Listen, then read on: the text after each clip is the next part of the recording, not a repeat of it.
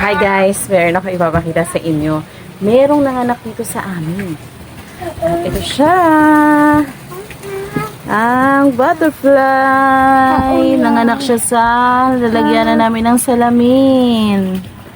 Ng mga shades. Ayan siya, oh. Wait lang guys, isa-zoom natin para mas makita ninyo. O, diba? Ayan na nga siya. O, diba? Ngayon lang ako nakakita nito na butterfly na nanganak.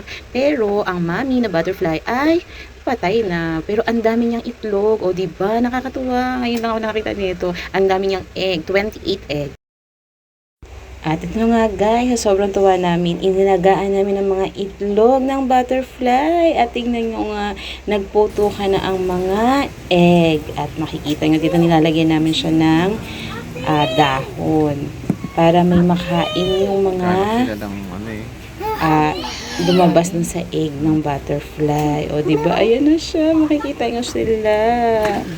O, diba? Paikot-ikot lang yung aming camera. Kasi ayun, lumabas na. Ayan o. Diba? Ang cute. Ayan. Ganyan sila. Pag lumabas sila sa egg ng butterfly. Ayun o. Ang dami nila. 28 pieces yan, pero the rest ng iba ay hindi pa lumalabas sa egg. Hindi pa. Mama, di ba mababait yan? Ayos ka dyan, Choy! Yan sila, madami mo, yun Eh, may mata akong nakita. Tino. Sige! Tingnan mo. Hindi siya nito mata. Yan yung mga egg. After 6, 7, 8, 9, 10, 11, 12. Nalain niya sa loob po. Sabi, hindi ko naman sila makita sa inyo. May nakikita akong may mga buhok-buhok. Yung isa, yung nandun sa butterfly. Pating yung butterfly. Iba!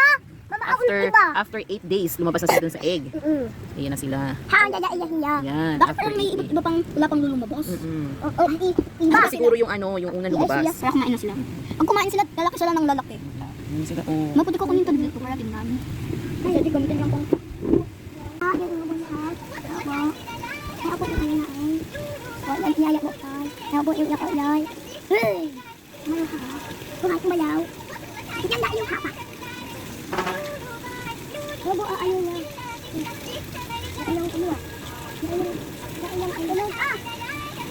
Ayaw niya.